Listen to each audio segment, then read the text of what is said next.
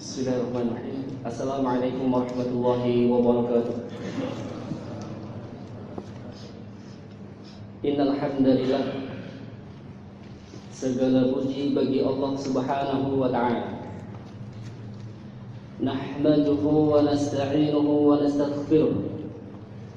Kami memujinya dan kami minta tolong kepadanya dan kami minta ampun kepadanya.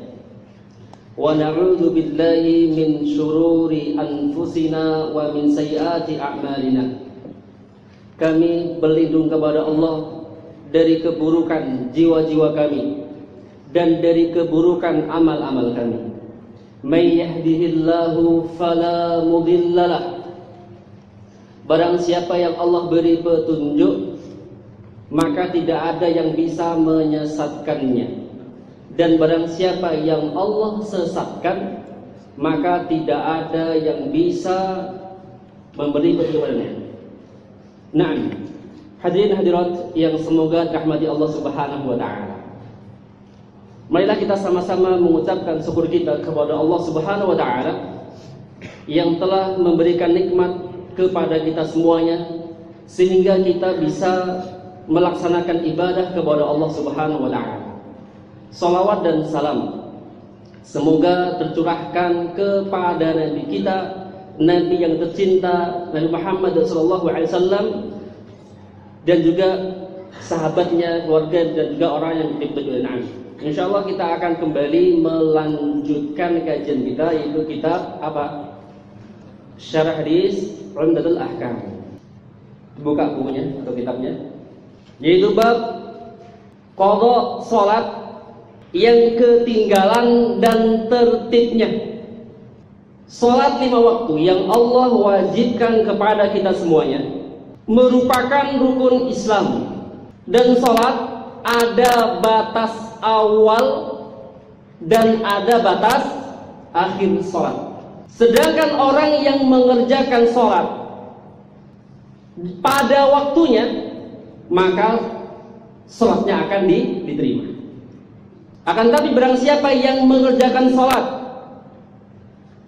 setelah batas akhir waktu selesai, apa hukumnya?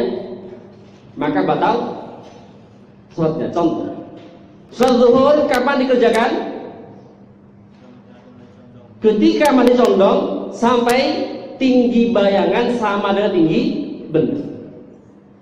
Barang siapa yang salat zuhur ketika tinggi bayangan sama tinggi benda, boleh apa tidak? Tidak, karena sudah masuk waktu asar. Barang siapa yang sholat zuhur di waktu asar, meskipun di awalnya, apa hukumnya? Batal. Maka hukum asal sholat itu dikerjakan pada waktunya, hukum asalnya. Akan tapi boleh dikerjakan di luar waktunya jika ada sebab-sebab yang diizinkan oleh syariat. Ada sebab-sebabnya, seperti jamak. Kemudian apa lagi selain jamak? Qadha yang kita bahas ini. Apa itu jamak? Menggabungkan 2 sholat pada satu waktu. Contohnya dia ingin sholat jamak duhur jamak asar, maka apa? Setelah sholat duhur baru mengerjakan sholat asar. Ini namanya jamak di awal. Jamak akhir mengerjakan sholat duhur di waktu asar. Nanti dibahas dulu. Kita bahas ini kenapa? Qadha sholat yang ketinggalan dan tertibnya. Hukum mengqadha sholat yang terlewat, apa hukumnya?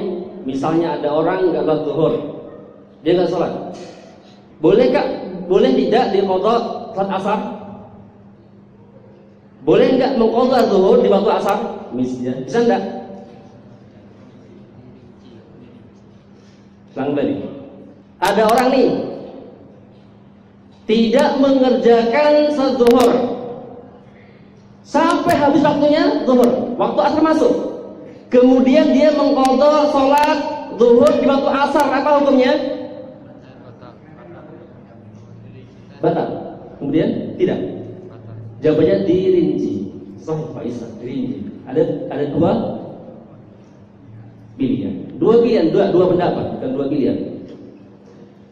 Yang pertama adalah jika tidak sengaja meninggalkan sholat seperti karena ketiduran atau dan juga boleh lupa, pingsan, maka ulama sepakat barang siapa yang meninggalkan sholat karena tidak sengaja, maka wajib baginya mengqadha, wajib hukumnya. Misalnya ada teman dia tidur jam 10 siang, tidur keasikan mimpi, kan asik. Dia bangun pada waktu asar, maka dia boleh mengqadha salat zuhur di waktu asar. Ini ulama sepakat. Sebagaimana yang Nabi sabdakan, man nama 'anis sholati, barang siapa yang tertidur atau tidur dalam sholat, aw nasiha, atau dia lupa, falsalliha idza dzakaraha, maka hendaklah dia itu sholat di waktu ingat. Di waktu ingat. Artinya apa? Ketika orang yang tertidur kemudian dia bangun-bangun di waktu sholat yang kedua, dia ingat belum sholat, saat itulah dia qadha sholat. Nah, sesuai Fauzan juga mengatakan, orang yang hilang akalnya karena ketiduran ataupun pingsan ataupun semisalnya, maka ia wajib mengqadha sholatnya ketika sadar dan tidak ada dosa baginya. Artinya nggak dosa dia, dan sholat yang dia kerjakan juga mendapatkan pahala. Dan juga ada sabda, man nasiya salatan, barang siapa yang lupa sholat, au nama anha, atau dia tidur, fa kafaratuha, maka kafarahnya yaitu apa? Ia kerjakan salat yaitu ketika dia ingat. Begitu pula disebutkan di hadis yang lain, hadis sahih, hadis Sahih Muslim, yaitu ketika Nabi sallallahu alaihi wasallam pernah safar bersama para sahabat, dan kelelahan. Maka di malam harinya Nabi dan sahabat singgah sebuah tempat, kemudian beristirahat dan tidur. Namun mereka semuanya, Nabi dan sahabat, kesiangan. Artinya apa? Waktu subuh dia nggak bangun, mereka nggak bangun semuanya. Namun matahari sudah terik, sudah menyinari, ya, ketika itu, dan Nabi terbangun. Nabi bangun karena kena sinar matahari.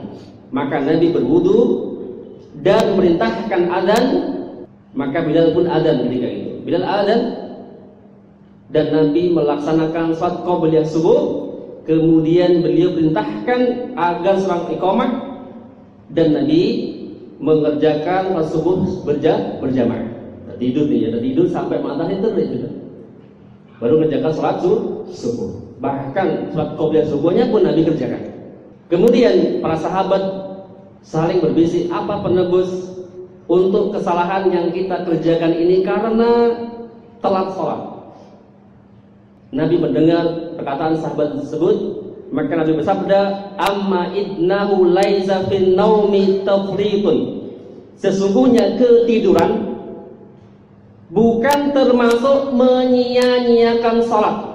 Orang yang ketiduran tidak termasuk orang yang menyia-nyiakan sholat. Innama tafritu ala ma lam yusalli salata hatta jia waktu salati akhar. Yang disebut menyia-nyiakan sholat adalah mereka yang menunda-nunda sholat hingga masuk waktu sholat berikutnya. Sudah tahu waktunya sholat zuhur, dia dengar tahu. Dia sudah kerjaannya, nantilah, nunggu tangguh kerjaan nih nanti. Akhirnya jam 1 lagi dilihat, jam 1 masih ada waktu, dia nanti terus nunda sampai habis waktu sholat zuhur.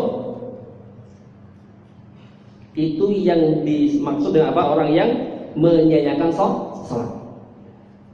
Kemudian faman fa'ala dzalik, barang siapa yang ketiduran hingga telat, maka hendaklah dia laksanakan hina yantabihu laha, yaitu ketika dia bangun. Nah, yang berikutnya yaitu orang yang meninggalkan salat karena sengaja, bukan karena ketiduran, bukan pula karena lupa, bukan pula karena pingsan, tapi memang dia itu sengaja meninggalkan salat, menunda-nunda waktu salat, nanti, akhirnya kerjakan di waktu yang kedua.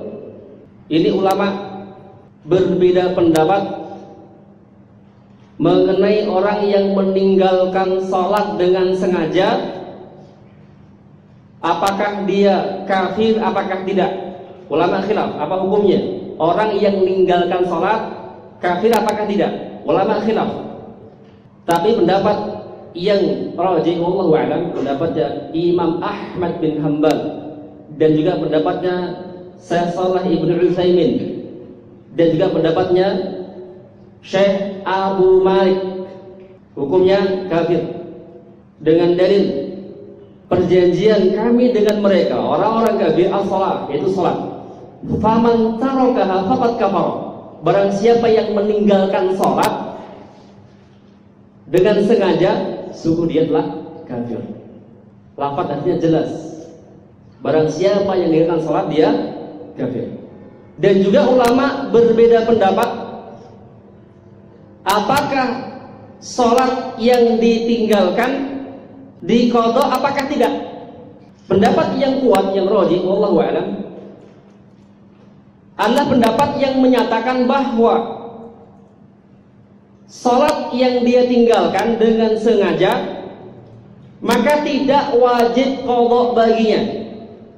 Misalnya teman-teman sini kenal sunnah baru usia 30 tahun misalnya, baru rajin sholat 5 waktu. Sebelum di usia 30 tahun mungkin aja sholatnya ada yang setahun 2 kali, mungkin ada yang sholatnya setiap hari Jumat, ada juga mungkin yang sholatnya itu mempeng 5 waktu hanya di bulan Ramadan aja. Bahkan ada orang yang sholatnya jarang-jarang, baru kenal sunnah bisa 30 tahun, tahu kewajiban sholat berjamaah, ada hukumannya, ada iqamnya, dia bertobat. Apakah dia mengqadha sholat yang pernah dia tinggalkan? Pendapat yang kuat yaitu tidak wajib, meskipun ada ulama yang mewajibkan juga mengqadha sholat yang pernah dia tinggalkan, itu wajibnya. Tapi pendapat yang kuat wallahu a'lam, itu pendapat yang menyatakan sholatnya tidak wajib diqadha, sebagaimana perkataan Al-Imam Ibnu Hazm.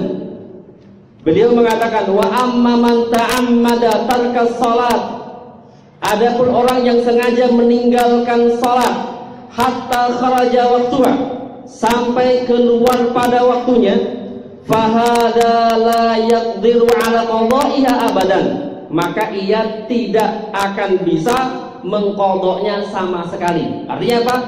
Salat yang ditinggalkan dengan sengaja, meskipun dia qadha, maka tidak bisa mengganti salat yang dulu pernah dia tinggalkan. Fal yuksiru min fi'lil khair, maka yang ia lakukan adalah memperbanyak perbuatan kebaikan. Artinya dia bertobat aja, banyak berbuat baik.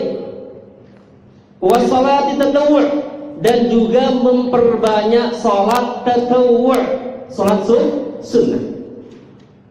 Caranya, ketika teman-teman pernah dulu nggak kerjakan salat wajib di usia balik, kan wajib tuh, maka perbanyaklah amal sholih, perbanyaklah kebaikan, kemudian memperbanyaklah sholat tatawwu', itu sholat sunnah. Layuzkila mizanahu yaumal qiyamah, yaitu untuk meringankan timbangannya di hari kiamat. Wal yatub, kemudian bertobat, dan ia bertobat. Wal yastaghfirullah azza wajal, kemudian dia juga memperbanyak istighfar, memohon ampun kepada Allah Subhanahu wa taala. Begitu pula Syekhul Islam Ibnu Taimiyah, beliau juga mengatakan watariqus salati amdan la yushra'u lahu qada'uha, orang yang meninggalkan salat dengan sengaja tidak disyariatkan mengqadanya, wala tasihu minhu, dan jika dilakukan artinya dia tetap mengqadha, wala tasihu minhu, maka tidak sah salatnya. Bal yuksiru min tatawwu', namun yang harus dia kerjakan memperbanyak salat sunnah. Wa huwa qaulu ta'ifatun min salaf, ini adalah perkataan ta'ifah dari salaf. Artinya apa? Syekhul Islam juga menukil perkataan ulama salaf.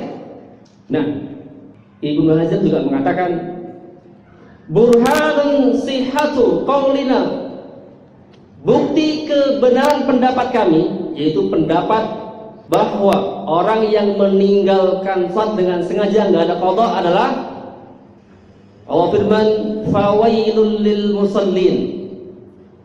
Apa artinya? Celakalah orang yang salat, alladzina hum an salatihim sahun, yaitu orang-orang yang lalai dalam salatnya. Dan juga Allah firman fa khalafa min ba'dihim khalfun adha'us shalah wattaba'us syahawat fasawfa yalqayna ghayya. Dan kemudian datanglah setelah mereka orang-orang yang menyia-nyiakan salat dan mengikuti syahwat, mereka akan menemui kesesatan. Falau kana amidu litarki salati mudrikan laha ba'da khurujin waqtiha lama kana lahul wayl wala laqiyal wayl. Artinya, andaikan orang yang sengaja melalaikan salat hingga keluar dari waktunya bisa mengqadha salatnya. Artinya gini, kalau seandainya benar nih orang yang dulu tidak mengerjakan salat kemudian bisa diqadha, kalau seandainya itu boleh atau benar, maka orang yang melalaikan salat tidak disebut dengan wailun, itu apa? Kecelakaan. Paham maksudnya? Kalau seandainya qadha salat sengaja itu dibenarkan, tentu lihat ini tidak dicela sebagai wail, itu apa? Orang yang celaka, dan juga orang yang sesat. Paham? Jadi pendapat yang kuat tidak ada qadha, tapi apa? Bertobat, punya istighfar, memperbanyak sunnah. Nah, kita berikutnya kita bahas bagaimana cara mengqadha salat. Cara mengqadha salat yang ditinggalkan karena uzur syar'i. Yang pertama, caranya adalah segera mengerjakan ketika ingat. Yang pertama, segera mengerjakan ketika ingat. Kalau dia lupa atau tertidur, dia sadar, ingat, langsung dia kerjakan.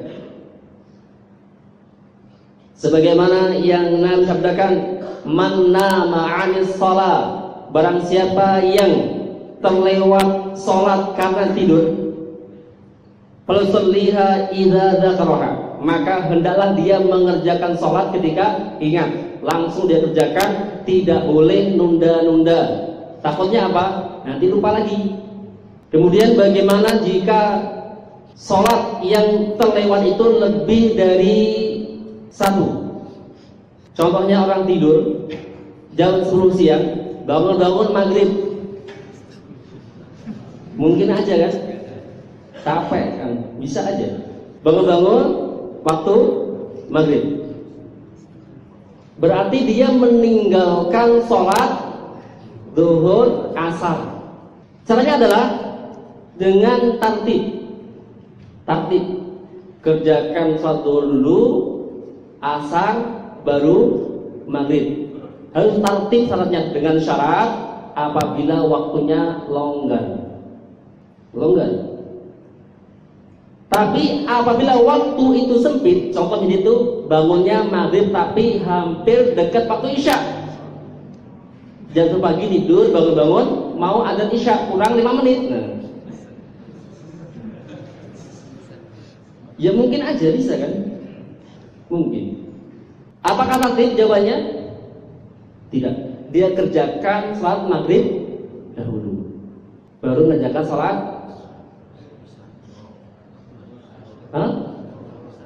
Isa apa zuhur? Bisa apa zuhur? Zuhur, bisa kan panjang. Tertib. Isya apa? Zuhur dulu, asar baru isya.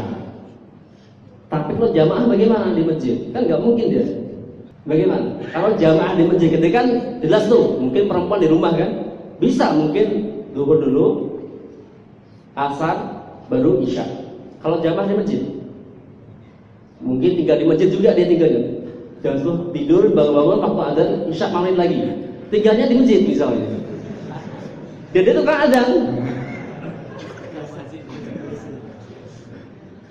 Bagaimana? Dia mah diusir, masya Allah. Subhanallah. Jadi kerjakan apa? Maghrib, kemudian isya, baru zuhur dan asar. Kenapa? Karena berjamaah di masjid apa hukumnya? Wajib bagi laki-laki. Nanti dibahas insyaallah ya. Pakai baca lagi bab kewajiban salat di masjid bagi laki-laki. Nah, cukup ada pertanyaan silakan. Bagaimana dengan salatnya orang yang dibius sampai 2 minggu?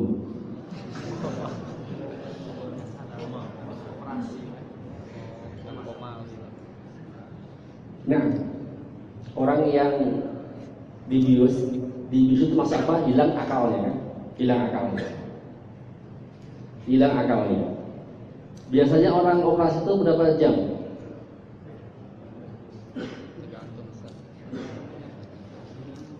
Operasi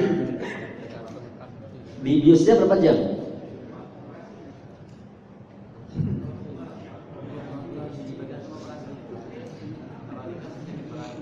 Iya, kita bahas tentang prinsip dulu. Mungkin dibius hanya meninggalkan 2 waktu sholat. Berarti kondisi dia seperti orang yang tidak sadar itu tidur. Ketika dia sadar baru mengqadha sholatnya. Wallahu a'lam. Dia tetap mengqadha sholatnya. Karena orang yang dibius itu orang yang tidak sadar dan dia termasuk orang yang ada uzur. Maka ketika dia sadar dari pingsannya kena bius tadi, maka dia mengqadha sholat yang telah ditinggalkan. Wallahu a'lam. Kalau seminggu dibius seminggu lama sekali, Pak. Ada.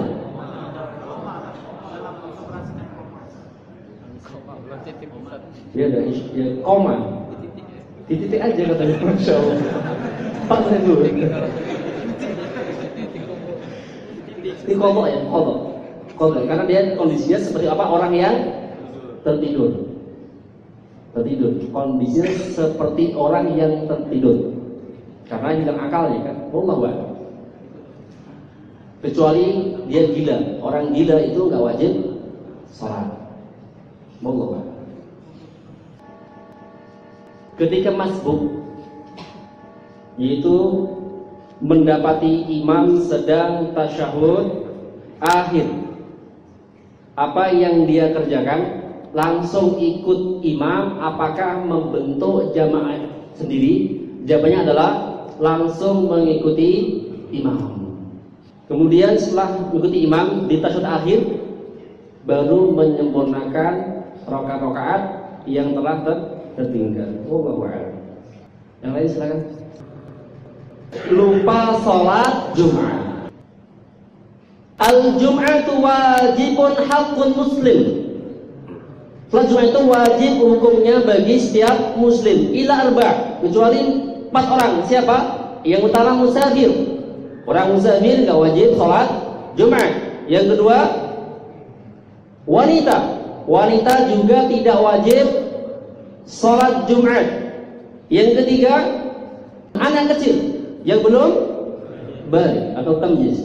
Yang keempat, yaitu seorang budak nggak kewajiban. Nah, kemudian kalau tertinggal sholat Jumat, dia wajib mengqadha sholat zuhur. Kenapa? Karena nggak mungkin dia cuma sendiri. Nanti ada sendiri khotbah sendiri, imam sendiri. Masya Allah, itu apa gitu ya? Nanti ditangkap orang nanti mau kemana ini? Iya, paham ya? Mengqadha sholat zuhur. Bukan mengqadha ya sholat zuhur.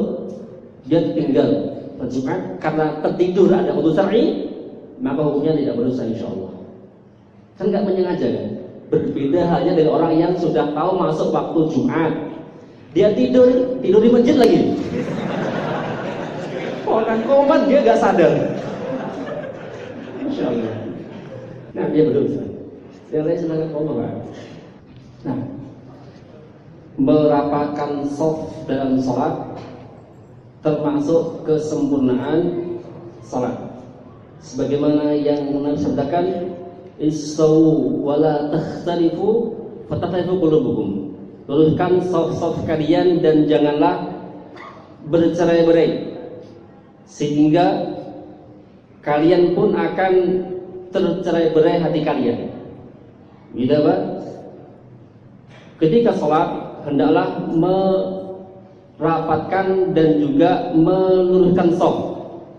Sebagaimana juga ya, sesungguhnya Umar radhiyallahu anhu, itu Umar sahabat yang mulia dan juga sahabat yang lainnya, ketika mereka sholat, jadi imam melihat tuh, dilihat siapa? Makmumnya rapat enggak? Kalau belum rapat, maka belum dikerjakan sholat. Seharusnya imam itu ngecek juga, ngecek rapat enggak, rapat gitu. Cara rapatnya shaf adalah tumit yang belakang. Kalau tumit belakang, tahu tumit belakang kan? Apa namanya itu? Kalau ini ada garis, itu tumitnya itu paskan di garis. Kemudian rapatnya itu mata kaki ketemu dengan mata kaki, bahu ketemu dengan bahu. Jangan kakinya lebar, bahunya longgar. Kadang ada satu apa? Kaki itu melebar karena ngejar kaki orang kan? Kejar dia sampai ngangkang itu sholat. Kemudian apa? Kemudian pundaknya nggak ketemu. Yang betul mustaqim, dia lurus, ketemu bahu dengan bahu, lagi dengan mata kaki. Yaitu tumitnya itu sejajar ya, tumitnya sejajar. Meskipun jadi nggak sama, nggak apa-apa. Iya, wallahu a'lam. Paham? Cara menegurnya, kalau dalam keadaan sholat, iya. Cara menegurnya dalam sholat, subhanallah. Nah, renggangnya shaf tidak membatalkan sholat. Atau mau tarik? Enggak, jawabannya udah biarkan aja. Kecuali memang longgar sekali. Misalnya satu orang keluar dari bacaan sholat, keluar, depan ada yang keluar. Seharusnya shaf di belakangnya itu maju ke depan. Karena nggak tahu ilmunya, dibiarkan. Maka itu yang tahu, ya udah samping kanan atau kirinya tarik untuk rapat. Sudah. Kalau itu shafnya memang sangat longgar sekali. Tapi ketika shafnya itu nggak longgar, antum kejar orang nggak khusyuk atau dosa, nggak boleh. Kenapa? Karena sholat itu harus khusyuk. Kalau kita mengganggu kekhusyuan orang, nggak boleh. Kalau paham sunnah sama paham sunnah itu nggak ada masalah, dia ngerti. Kadang ada orang itu memang benci, dirapatkan hindar, rapatkan akhirnya injak gitu kan. Ada, kita harus paham sunnahnya. Karena ada kaidahnya tarkus sunnah sunnah. Meninggalkan yang sunnah itu masuk sunnah. Daripada mengganggu kekhusyuan orang lain. Wallahu a'lam. Ada lagi?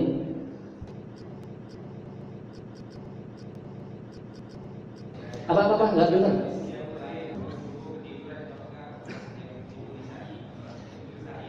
Qiyamul lail, kemudian sholat subuhnya ketiduran. Nah, tidurnya jam berapa? Waktu subuh apa sebelum subuh? Sebelum masuk ke subuh. Nah, baginya ada qadha. Baginya ada qadha. Wallahu a'lam. Kecuali dia tidurnya itu di waktu subuh, sengaja. Subuh dia tidur. Udah ada tidur dia. Ini termasuk apa? Wailul lil mutaffifin. Wallahu a'lam. Sudah? Satu lagi silakan.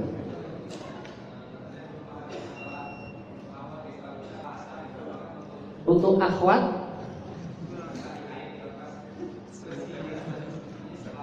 antum bertanya untuk akhwat. Ya udah, akhwat haid sucinya di waktu setelah asar. Apakah ada qadha? Naam, dia ada qadha. Dia ada qadha. Qadha, ada qadha salat asar. Wallahu a'lam. Cukup insyaallah doa penutup kafatul majelis. Wassalamualaikum warahmatullahi wabarakatuh.